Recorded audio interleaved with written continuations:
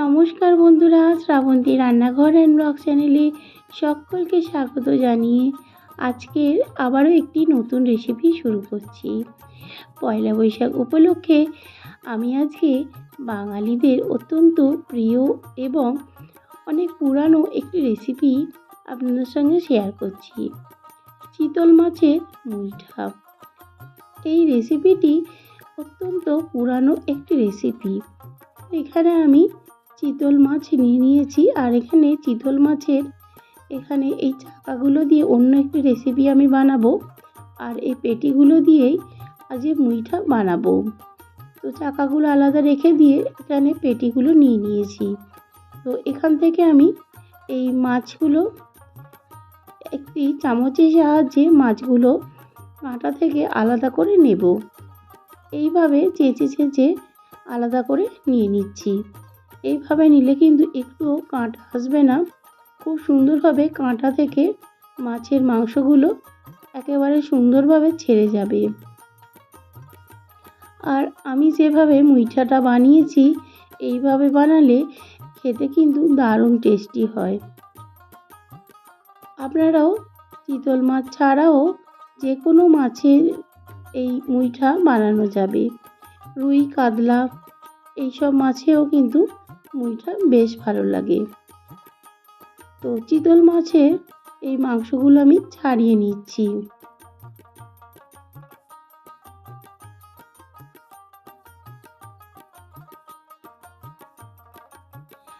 চিতল মাছের কাঁটা থেকে মাংসটা আমি আলাদা করে নিয়েছি।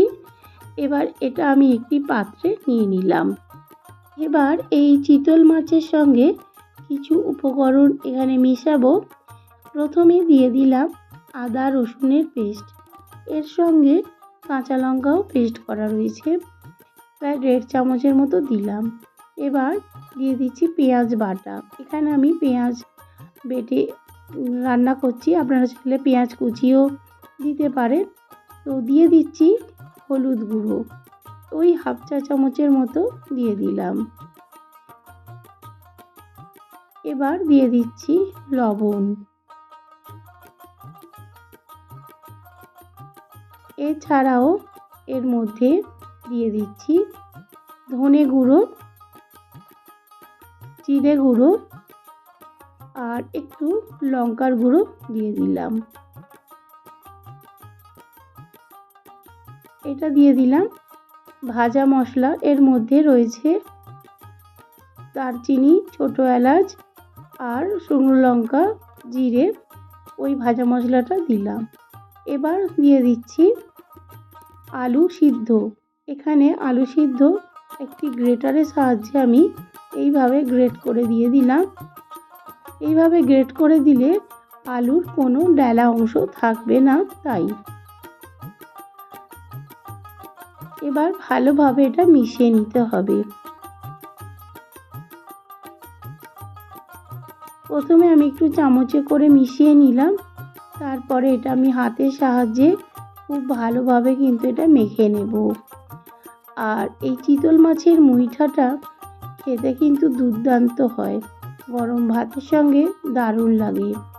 নববর্ষের দিন আপনারাও বাড়িতে এইভাবে মুইঠা বানিয়ে ফেলতে পারেন, দেখবেন খুবই ভালো লাগবে।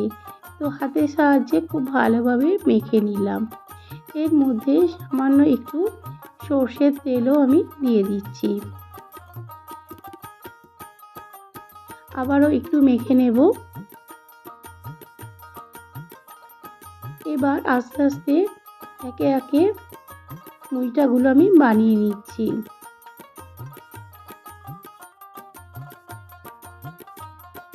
দেখুন এইভাবে কিন্তু মুইঠাগুলো একে একে বানিয়ে একটি পাত্রে রেখে দিচ্ছি।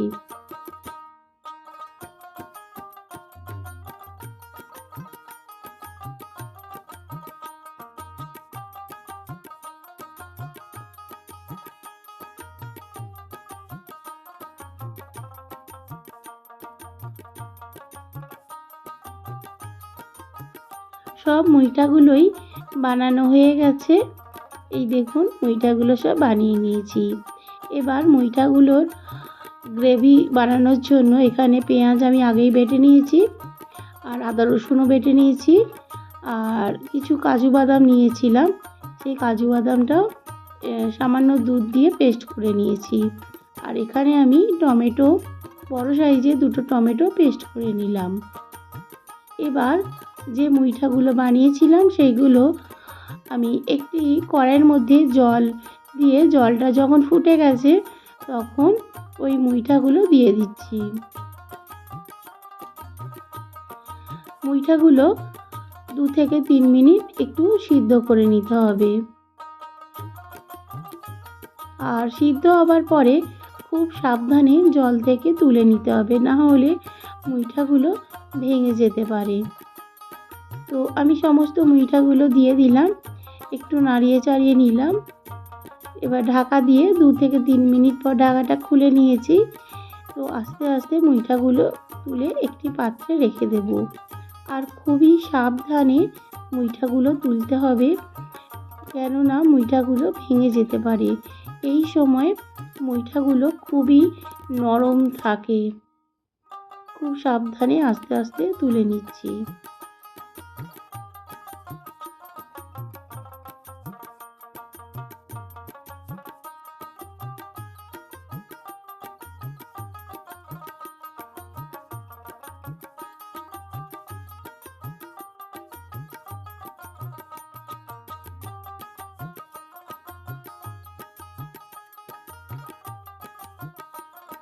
মুইঠাগুলো জল থেকে তুলে নিয়েছি, দেখুন এই বাকি জলটাও আর লাগবে না।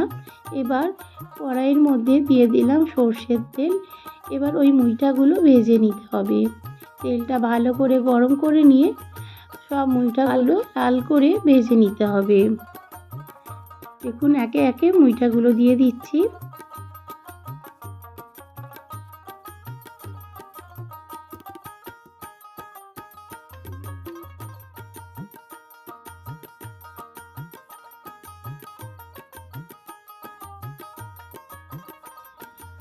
একদিকটা হয়ে গেছে, এইভাবে উল্টে পাল্টে লাল করে ভেজে নিচ্ছি।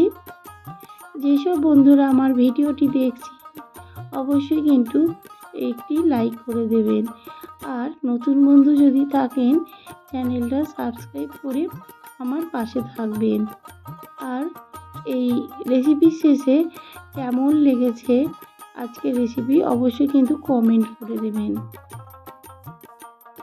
দেখুন লাল করে ভেজে নিয়েছি, তুলে নিচ্ছি।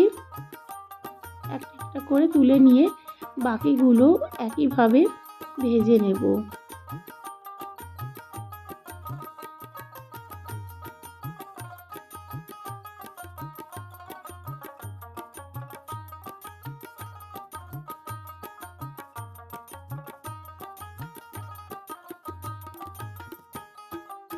বাকি মুইঠাগুলো ভেজে নিচ্ছি, ওই একইভাবেই ভেজে নিতে হবে, হালকা বাদামি করে ভেজে নিচ্ছি।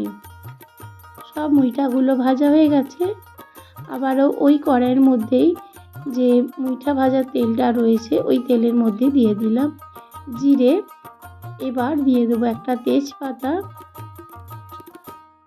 গোটা গরম মশলা দিয়ে দিচ্ছি, দারচিনি আর 2টো ছোট এলাচ, শুকনো লঙ্কা দিয়ে দিলাম। এবার ফোড়নটা একটু ভেজে নিয়েই দিয়ে দেব পেঁয়াজ বাটা। এখানে আমি পেঁয়াজ পেস্ট করে রান্না করছি, আর পেস্টটা কিন্তু খুব মিহি করিনি, একটু মানে কচা কচা মতো রয়েছে, সেই রকমভাবে পেঁয়াজটা আমি বেটেছি। মানে পেঁয়াজ চপ করলে যেমন হয় সেই রকমই এটা পেস্ট করা হয়েছে। তো পেঁয়াজটা ভালোভাবে ভেজে নিতে হবে। পেঁয়াজের কালারটা যখন চেঞ্জ হয়ে যাবে দেখবেন, তখনই বুঝতে পারবেন যে পেঁয়াজটা ভাজা হয়ে গেছে। এই দেখুন পেঁয়াজের কালার কিন্তু চেঞ্জ হয়ে গেছে, পেঁয়াজ ভাজা হয়ে গেছে। এবার এর মধ্যে দিয়ে দেব আদা রসুন কাঁচা লঙ্কার পেস্ট। এখানে আমি প্রায় 2 চামচের মতো আদা রসুন কাঁচা লঙ্কার পেস্ট দিয়ে দিলাম। আবারও ভালোভাবে মিশিয়ে নিচ্ছি। খুব ভালোভাবে ভেজে নিতে হবে, যাতে আদা রসুনের কাঁচা গন্ধ চলে যায়। তাই খুব সময় ধরে কিন্তু ভাজতে হবে। তারপর সামান্য একটু জল দিয়ে দিলাম। জল দেওয়ার কারণ হচ্ছে আদা রসুনটা পুড়ে যেতে পারে। ভালোভাবে ভাজা হয়ে গেছিলো, তো জল দেওয়ার পরে দিয়ে দিলাম হলুদ গুঁড়ো, স্বাদ অনুযায়ী লবণ দিয়ে দিলাম। এবার একটু কালারের জন্য কাশ্মীরি লাল লঙ্কার গুঁড়ো দিলাম, ধনে গুঁড়ো দিয়ে দিলাম, জিরে গুঁড়ো। আবারও ভালোভাবে এটা মশলাটা কষিয়ে নিতে হবে। খুব সুন্দর করে মশলা কষিয়ে নিতে হবে, দেখবেন মশলা থেকে খুব ভালোভাবে তেলটা ছেড়ে যাবে। এবার এর মধ্যে দিয়ে দিচ্ছি টমেটো পেস্ট। যে দুটো টমেটো আমি পেস্ট করে নিয়েছিলাম, সেই টমেটো পেস্টটা দিয়ে দিলাম। টমেটো ভালোভাবে ভাজা হয়ে গেছে। দেখুন মশলার চারপাশ থেকে কিন্তু তেলটা ছাড়তে শুরু করেছে, তার মানে মশলাটা ভালোভাবে কুক হয়ে গেছে। এবার দিয়ে দিচ্ছি ওই কাজু বাদাম বাটাটা। যে কাজু বাদাম 4-5টা কাজু বাদাম আমি সামান্য একটু দুধ দিয়ে পেস্ট করে নিয়েছিলাম, ওটা দিয়ে দিলাম। আবারও ভালোভাবে এটা মিশিয়ে নিয়ে কষিয়ে নিতে হবে। সামান্য একটু জল দিয়ে দিলাম। আবারও নাড়াচাড়া করে মিশিয়ে নিচ্ছি।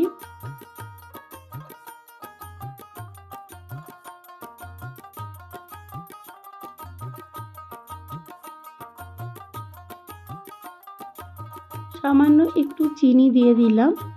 দেখবেন এরকম মাছের রেসিপিতে একটু চিনি দিলে খেতে বেশ ভালো লাগবে। তো কয়েকটা চেরা লঙ্কা আমি দিয়ে দিলাম। ঝালটা আপনাদের পছন্দ মতো দেবেন। আমি এখানে 4-5টা লঙ্কা দিয়ে দিলাম। খুব সুন্দর করে মশলাটা কিন্তু কষানো হয়ে গেছে, তেলটাও খুব ভালোভাবে কিন্তু ছেড়ে গেছে। ওই দেখুন, দেখতেই পাচ্ছেন তেলটা খুব সুন্দরভাবে ভেসে উঠেছে। এবার এর মধ্যে আবারও একটু জল দিয়ে দেব। এবার একটু জল এখানে দিয়ে দিলাম।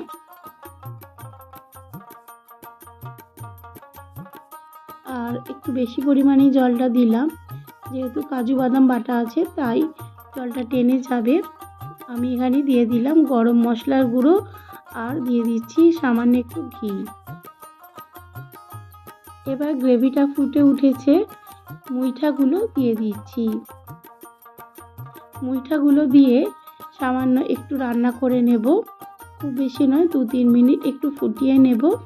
তাহলেই তৈরি হয়ে যাবে চিতল মাছের মুইঠা। দারুণ স্বাদের, এইভাবে বানালে হয়।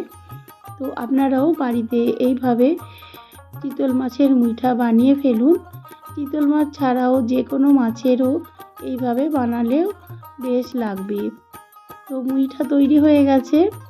এবার গ্যাস বন্ধ করে আমি গরম গরম সার্ভ করে দেব। দেখুন তেলটা খুব সুন্দর ভেসে উঠেছে, আর এত সুন্দর টেস্টি হয়েছিল খেতে। এই একটি মাত্র রেসিপি দিয়ে কিন্তু অনেকটা ভাত খাওয়া হয়ে যাবে এইভাবে মুইঠা বানালে। তো বন্ধুরা, আজকের এই চিতল মাছের মুইঠা রেসিপি কেমন লেগেছে অবশ্যই কমেন্ট করে জানাতে ভুলবেন না। আর যদি ভালো লেগে থাকে তাহলে অবশ্যই একটা লাইক করে দেবেন, বন্ধুদের সাথে শেয়ার করে দেবেন। আর যদি নতুন বন্ধু থাকেন চ্যানেলটা সাবস্ক্রাইব করে আমার পাশে থাকবেন। পুরনো বন্ধুদের অনেক অনেক ভালোবাসা। সকলে ভালো থাকবেন, সুস্থ থাকবেন। নববর্ষের আবারও আমি রেসিপি নিয়ে চলে আসব।